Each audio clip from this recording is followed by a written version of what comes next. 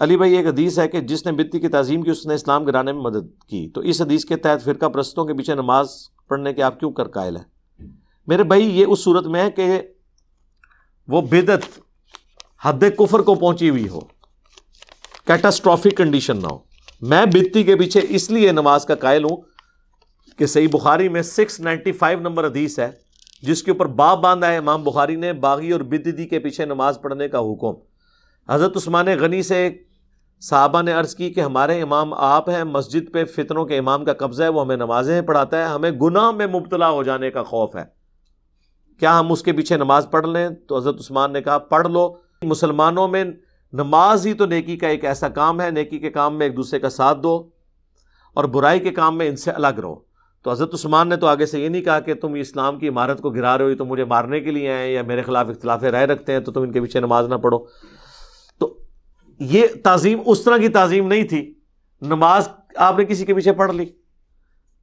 تعظیم اس طرح کی کہ اب اس طرح کے امام مسجد کو لا کے آپ اپنے اختیار والی جگہ پہ لا کے بٹھا کے اس سے آپ قرآن و سنت کے خلاف کوئی احکامات لوگوں کو سکھواتے ہیں۔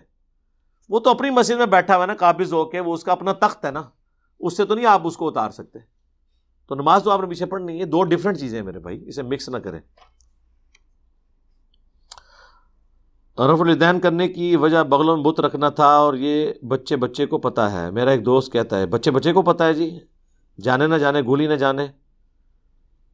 ہاں جی، بچے کو پتا نہیں ہے، بچے کو بتایا گیا ہے۔ ہاں جی، بچے کو تو بہت کچھ اور بتایا گیا ہے جو اس کو بڑے ہو کے پتا چلتا ہے کہ یہ یوں نہیں تھا، یہ یوں ہے۔ ٹھیک ہے، اب میں وہ باتیں نہیں کرنا چاہتا کیمرے میں، تو اس کو چھوڑیں۔ میں آپ کو اسی سے ریلیٹڈ ایک واقعہ بتاتا ہوں۔ جب 2008-9 میں دعوت کا کام ہم نے نیا شروع کیا تو ہمارے آفس کے ایک کولیگ تھے، تو وہ سیالکوٹ میں رہتے تھے، چوئنڈا گاؤں ہے، ایک بارڈر کے قریب ہی ہے۔ تو وہاں ایک مسجد میں ہم لوگ رات کے وقت رکے ہیں، وہاں پہ درس و تدریس کے لیے۔ مسجد بریلویوں کی تھی، لیکن وہ ہم تو چونکہ فرقے سے نہیں تھے، پھر لے کے جانے والے بھی ہمیں بریلوی تھے۔ ٹھیک ہے، اس مسجد کا جو صدر ہے وہ بھی پڑھا لکھا بندہ تھا۔ اس وقت تو ظاہر ہے کہ مجھے کوئی جانتا ہی نہیں تھا، میں 2008 کی بات کر رہا ہوں۔ تو اور وہ بھی ہم پبلک کو کوئی درس نہیں دیتے تھے، اپنے جو دوست یار وہ لے آتے تھے، عشاء کی نماز کے بھی گھنٹے بعد گھروں سے بلا کے بیٹھ کے وہاں پہ کوئی اللہ رسول کی بات کر لی، عز و جل و صلی اللہ علیہ وآلہ وسلم۔ تو وہاں پر گفتگو کرتے ہوئے رفع الیدین کی بات سے مجھے یاد آیا۔ تو وہ مسجد کا جو صدر تھا نا، جو صرف صدر نہیں تھا، پڑھا لکھا بھی تھا اور مسجد کے بل بھی دیا کرتا تھا، اس کو باتیں معقول لگی، اس نے رفع الیدین شروع کر دیا۔ ہو پورے چنڈے میں قیامت ٹوٹ پڑی جناب، کمیٹیاں مسجد کی جناب، وہ مولوی اکٹھے ہو گئے، انہوں بلاؤ جی اس صدر نو جناب، کیا ہو گیا، یہ ہو گیا۔ میں نے اسے ایک ٹوٹکا بتایا تھا، اس نے کہا جی ہمیں تو یہ بتایا گیا کہ یہ بت رکھ کے آتے تھے اس لیے رفع الیدین ہوتا تھا۔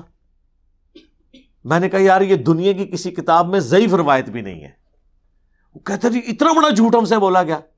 میں نے کہا اس سے بڑی بات تم ان علماء کو کہو کہ اگر یہ حدیث دکھا دینا تو نہ صرف میں رفع الیدین چھوڑوں گا بلکہ علی بھائی اور ان کے سارے اسٹوڈنٹس بھی چھوڑ دیں گے رفع الیدین۔ اس ٹائم تے ہے گنتی دے 5-6 سن، 2008 دی گل۔ کاش اس ٹائم تانوں حدیث لب گئی ہوندی تے میرے کولوں تہاڈی جان چھٹ گئی ہوندی۔ اچھا، وہ تو بڑا کانفیڈنٹ ہو گیا۔ 5-6 دن بعد میٹنگ کال ہوئی، وہ جناب بیٹھا، اس نے کہا بھائی بات یہ ہے کہ مسجد سنبھالو نا اپنی، مونی مسجد چاہیے تھی۔ مجھے پتا چلا ہے، میں نے خود بخاری مسلم دیکھ لیا، نماز کا یہ طریقہ ہے۔ تم کہتے ہو بت رکھ کے آتے تھے، ختم ہو گیا، مجھے بتوں والی حدیث دکھا دو، میں رفع الیدین چھوڑ دوں گا، انجینئر صاحب سے بھی چھڑوا دوں گا۔ مولویوں نے کہا گل ہی کوئی نہیں، ساڈے وڈے مولوی صاحب بیٹھے نا جامعہ نظامیہ، جہاں سے مفتی اکمل صاحب بھی پڑھے ہیں، جہاں وہ خادم رضوی صاحب بھی ٹیچر تھے لاہور میں، داتا دربار کے پاس ہی ہے۔ عبد القیوم ہزاروی صاحب فوت ہو چکے ہیں، ان کے ساتھ شیخ الحدیث ہوتے تھے صدیق ہزاروی صاحب، کافی انہوں نے عربی کتابوں کے ترجمے بھی کیے ہیں، احادیث کی کتابوں کے بھی، بریلویوں کے۔ وہ اس وقت زندہ تھے۔ ان کا جی وہ ہمارے سب سے بڑے عالم ہیں، ان کو فون ملایا جی، فون ملایا، انہوں نے کہا اسپیکر آن کرو سناؤ، انہوں نے کہا جی جناب ایسا ایک بندے نے رفع دین شروع کر دیا ہے، وہ ہمیں وہ آپ اس حدیث کا حوالہ دے رہے ہیں، وہ جو بت رکھ کے آتے ہیں، ہائے ہائے ہائے ہائے صدقے جاواں. ہاں ان کو کیا پتا تھا کہ یہ تو وہ بیان ہے کہ جناب والا یہ ہے وہ ذرائع، وہ جو کہہ رہا تھا اس کو کیا پتا تھا کہ ذرائع لوگ پوچھ لیں گے پھر بعد میں. تو یہ تھے وہ ذرائع دیوبند اور بریلویوں کے کہ بت رکھ کے آتے تھے اور نکلے جعلی. اس نے کہا اوے یار کتنے تسی کمٹمنٹ کر لی ہے کتنے بڑی لکھی روایت، یہ تو اسی ایک عوامی چٹکلا چھوڑیا ہوا ہے اور لگ گیا تے تیر نہ لگیا تے تکا، یہ کدھر بھی نہیں لکھیا. یہ میں 2008 کی بات کر رہا ہوں. تو اب وہ کیا کرنا تھا، انہوں نے کہا پھر جناب دیکھ لو، اللہ کا شکر ہے وہ آج تک رفع الیدین سے نماز پڑھتے ہیں، سنت کے مطابق نماز پڑھ رہے ہیں. تو یہ جس نے پرچی بھیجی ہے میں آپ سے ریکویسٹ کروں گا کوئی ایسی حدیث ہے تو منو بھی دسو. پہلے تو 6 بندے رفع الیدین چھوڑنا سی، ہوں لکھاں بندے رفع الیدین چھوڑنا سی. بتاں والی حدیث لے کے تے آؤ نا، کتنے لکھی ہے، کدھر بھی نہیں لکھی ہوئی، سٹنٹ ہے جو چھوڑا ہوا ہے. تو اس کا طریقہ یہی ہے. آپ کہہ رہے ہیں نا کیسے بچے بچے کو ہٹائی ہوئی ہے، آپ اسی بچے بچے کو نا ان بڑوں کے پاس بھیجیں، ان کو کہیں جی دسو کتنے لکھی ہے. ہر مسجد میں 1-2 نمازی ان سے پوچھے، ہر جمعے کے خطبے میں لوگ کھڑے ہو کے پوچھیں. بلکہ آپ میں جو کوئی فائنینشلی سٹرونگ ہے، گاؤں کا چودھری ہے، تھوڑا اثر و رسوخ والا ہے، تو جمعے کے خطبے میں کھڑے ہو کہ حضرت صاحب وہ آپ نے واقعہ سنایا تھا، اچھا شروع انج کرنا جے ڈائریکٹ اعتراض کیتا انہوں نے بٹھا دینا تانوں. حضرت صاحب وہ آپ نے واقعہ سنایا تھا حضرت عمر فاروق رضی اللہ تعالیٰ عنہ کا کہ بڑے مجمع میں ایک بندے نے کھڑے ہو کے ان سے پوچھا تھا، ٹھیک ہے تو یہ کیا واقعہ صحیح ہے؟ وہ کہا بہ جا صحیح ہے. ان کو جی اے میں ان واقعے تے عمل کر لگا جائے. دوئی بار پھر کلو کہ تسی یہ دسو کہ اے بت رکھ کے آندے سن رفع الیدین ہوندا سی، یہ کتے لکھے ہے؟ ہاں کوئی طریقہ ہوتا ہے نا سٹ مارنے کا، پہلے منواؤ ٹھیک ہے، اس تو بعد سٹ مارو، پھر دیکھو جناب انہوں نسنے دی راہ بھی نہیں لبن لگی. طریقہ یہی ہوتا ہے اور یہ بڑا افیکٹو طریقہ ہے. زلزلہ کتاب لکھی ہے نا بریلویوں نے دیوبندیوں کے خلاف. دیوبندیوں نے کہا بریلوی مشرک ہیں، ان کے یہ بابوں سے مانگتے، قبروں سے مانگتے، مشکل کشا مانتے بابوں کو. یہ سارے کام دیوبندیوں کے بزرگ بھی کرتے رہے، انہوں نے بھی اپنے مرے ہوئے بابوں کے حق میں ایسے ایسے قصیدے لکھے ہیں، ان سے مدد مانگی ہوئی ہے. اب وہ دیوبند مدرسے کو اگر ڈائریکٹ لکھتے نا تو انہوں نے تو فتویٰ نہیں دینا تھا، ان کے اپنے بابوں کا تھا. انہوں نے پتا کیا شاعری کی کہ دیوبندیوں کے بزرگوں نے اپنے بابوں کے حق میں جو جو شعر لکھے نا اس میں انہوں نے صرف بابوں کے نام اور جگہوں کے نام چینج کر دیے. یعنی وہ انہوں نے لکھا کہ ہم مکے مدینے میں بھی گنگوہ کا راستہ تلاش کرتے تھے، وہ جہاں کے گنگوئی صاحب ہیں. وہ لائف سٹوری میں بھی آئے تھے، گنگو شریف سے بات کر رہا ہوں، 2 آئے تھے نا بھائی، ٹھیک ہے، اور وہ میاں والوں کی اولاد میں سے تھے. ہاں جی، وہ جس طرح نبی السلام نے کہا تھا نا کہ ایک دن آئے گا طائف میں بھی میری دعوت پہنچ جائے گی.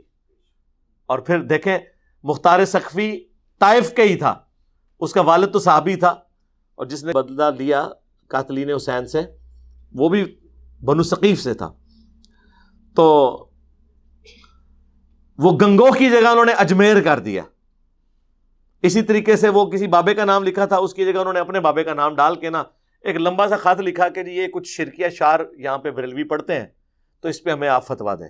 دیوبندیوں نے ٹھک فتوا دے دیتا کہ یہ مشرکانہ، یہ پڑھنے والے بھی مشرک، اور یہ وہ جناب فتوا جدوں انہوں کو لایا انہوں نے کہا بھائی جی یہ تو تہاڈے بزرگاں دے اشعار نے، صرف گنگوہ دی جگہ اسی اجمیر کر دیتا ہے. ہاں جو میں کیتا ہے اشرف علی رسول اللہ جگہ میں چشتی رسول اللہ لاتا تو سارے بریلوی فیل، اور چشتی رسول اللہ جگہ اشرف علی رسول اللہ لاتا سارے دیوبندی فیل. کام تو وہی کیتا نا، ایک طریقہ ہوتا ہے. تو اس طرح انہوں نے فتوے لیے، ویسے تو فتوے لینے نہیں تھے، دینے ہی کو نہیں تھے، انہوں نے کیسے دیتے ہیں؟ فوراً کان کھڑے ہونے شروع ہو جاتے ہیں کہ اچھا یہ ہم نے یہاں پہ کیا ہے.